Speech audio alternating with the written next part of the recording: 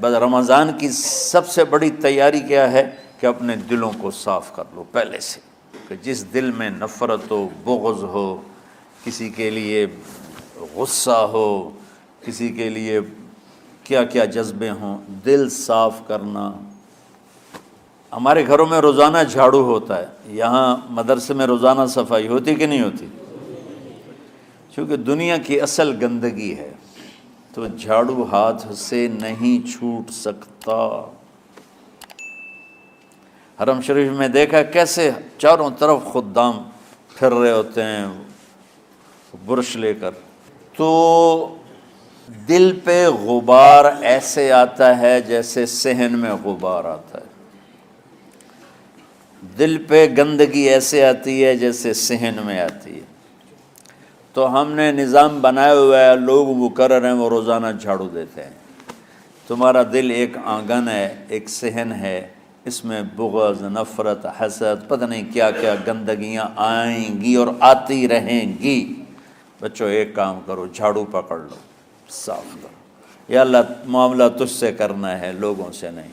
کسی نے برا کہا، کسی نے غیبت کی، کسی نے گالی دی، کسی نے دھکا دیا، کسی نے حق مارا، کسی نے کچھ کیا، یا اللہ تیرے سپرد، میں نے اپنے دل کو سب سے صاف کیا، میں نے اپنے دل کو سب سے صاف کیا۔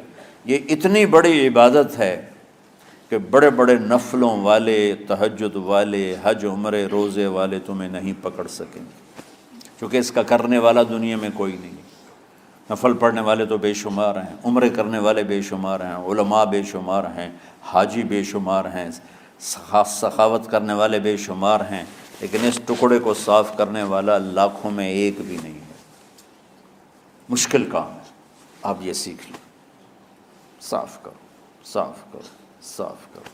یہ رمضان کی سب سے بڑی تیاری اور علم کو حاصل کرنے کی سب سے بڑی چابی ہے کہ اپنے دل کو کھلا کر لو۔ کوئی چیز خالی ہوگی تو کچھ آئے گا۔ جس دل میں بغض بھرا ہو، نفرت بھری ہو، حسد بھرا ہو، کینہ بھرا ہو، اس میں خاک آئے گا، اس میں تو علم کی ایک کرن بھی نہیں آئے گی۔ اس زبان سے چاہے جتنے مرضی موتی بکھیرے، دل اس کا اندھا ہوگا۔ لا تعمى الابصار ولكن تعمى القلوب التي في الصدور۔ یہ آنکھوں سے اندھے نہیں، دل سے اندھے ہیں۔ تو بچوں اپنے دل کو صاف کرنا سیکھو۔ وہ کتنی مشہور حدیث ہے، آپ نے کہا اس دروازے سے ایک جنتی آ رہا ہے، تو ایک انصاری صحابی داخل ہوئے، جوتا ہاتھ میں، داڑھی میں وضو کا پانی۔ اگلے دن اس دروازے سے ایک جنتی آ رہا ہے، تو ایک صحابی آئے، ہاتھ میں جوتا، داڑھی میں وضو کا پانی، وہی صحابی۔ اگلے دن اس دروازے سے ایک جنتی آ رہا ہے، تو وہی صحابی 3 دن جنت کی بشارت لی۔ اس صحابہ کی جماعت میں ایک شخص ہیں جن کا نام ہے عبداللہ بن عمرو بن عاص۔ ان سے بڑا عبادت گزار صحابہ میں کوئی نہیں تھا، نہ سابقین میں نہ متاخرین میں، نہ پہلوں میں نہ بعد والوں میں۔ ان کی عبادت کیا تھی؟ ساری رات جاگنا، سارے دن کا روزہ، اور ایک ختم قرآن صبح سے شام تک۔ اتنی اللہ نے طاقت دی تھی۔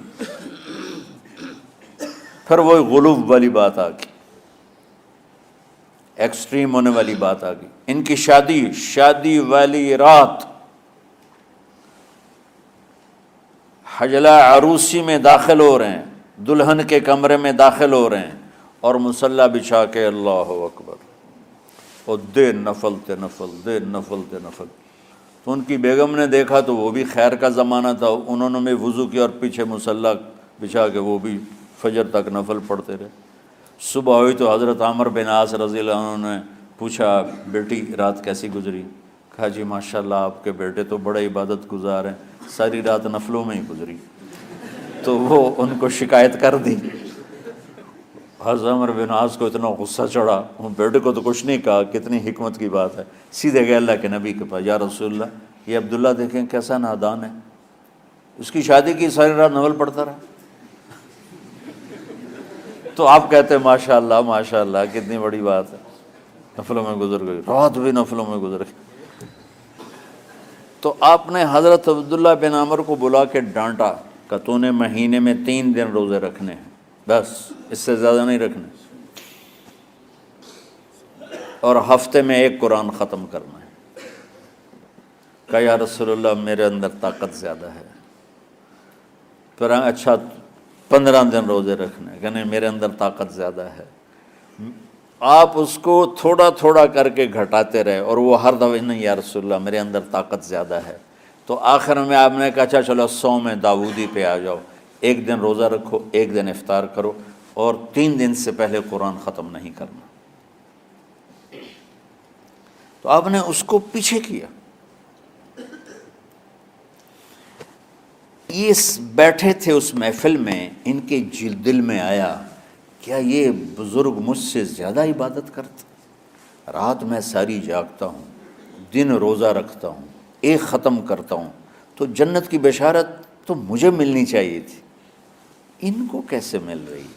یہ کسی کتاب میں نہیں لکھا کہ یہ ان کا جذبہ تھا، لیکن جو کہ میں ان کی سیرت کو جانتا ہوں تو مجھے خیال آتا ہے کہ ان کی نفسیات میں یہ بات آئی ہوگی، چونکہ صرف انہی کو خیال آیا کہ میں جا کے دیکھتا ہوں کہ یہ بزرگ کیا کرتے ہیں۔ تو ان کے پاس پہنچ گئے، چاچا ذرا، وہ ادھیڑ عمر تھے، چاچا وہ میرے ابا تھوڑے ناراض ہیں، تو کچھ دن آپ کے پاس گزارنا کا، بیٹا بسم اللہ آ جاؤ۔ اب رات ہوتے ہی عشاء کی نماز پڑھ کے انہوں نے جلدی سے چادر اوپر لی اور یوں سراغ کر کے ان چاچا کو دیکھنے لگے ایسے کر کہ اب یہ کیا ساری رات سجدہ کرے گا، اور ساری رات روتے روتے روتے روتے مصلی گیلا ہو جائے گا، یا ساری رات رکوع کرے گا، ساری رات قیام کرے گا، ساری رات قرآن پڑھے گا، اس تصور سے یوں دیکھ رہے۔ اور وہ بزرگ صحابی تشریف لائے، سرانے پہ سر رکھا، اللہم بسمک اموت و احیا، ہو گئے۔ اب یہ دیکھ رہے ہیں ابھی اٹھیں گے، ابھی اٹھیں گے، ابھی اٹھیں گے، اٹھے نا، فجر کی اذان پہ اٹھے۔ اب یہ تو حیران پریشان ہو گئے کہ یہ کیا ہو؟ اس زمانے میں تو منافق تہجد نہیں چھوڑتے تھے ڈر کے مارے کہ پتہ نہ چل جائے ہمارے کفر کا۔ تو یہ چاچا جنت بھی لے گیا تو ستا بھی پیا، کہ چلو کل دیکھوں گا۔ اگلی رات پھر چادر سر پہ کر کے اور یوں سوراخ کر کے لیٹے ہوئے اور دیکھ رہے۔ چاچا پھر تشریف لائے اور سرانے پہ سر رکھا، اللہم بسمک اموت و احیا، ہو گئے۔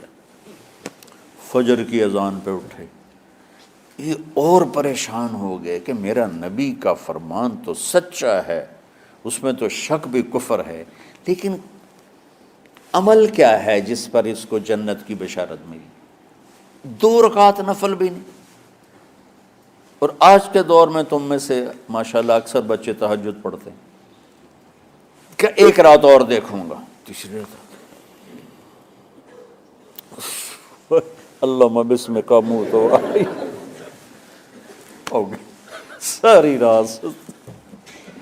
تو تیسری رات پھٹ پڑے عبداللہ بن عمر، کہنے لگے چاچا میری ابا سے کوئی لڑائی نہیں تھی، 3 دن میں تیرے بارے میں سنتا رہا، جنتی جنتی جنتی۔ میں دیکھنے آیا تھا کہ آپ کیا کرتے ہیں، آپ تو کچھ بھی نہیں کرتے ہو، ساری رات سوتے رہتے ہو، اب کیا کرتے ہو؟ میں نے کہا بیٹا یہی ہے جو تم نے دیکھا ہے۔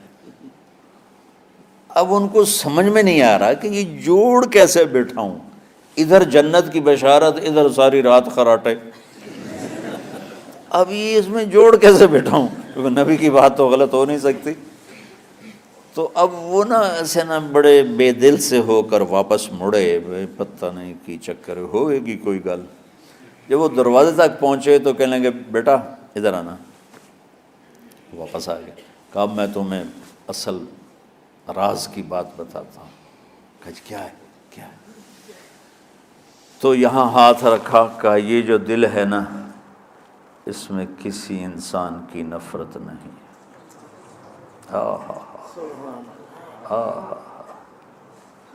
اور جب اللہ کسی کو رزق دیتا ہے، عزت دیتا ہے، مجھے کبھی حسد نہیں ہوا، مجھے خوشی ہوتی۔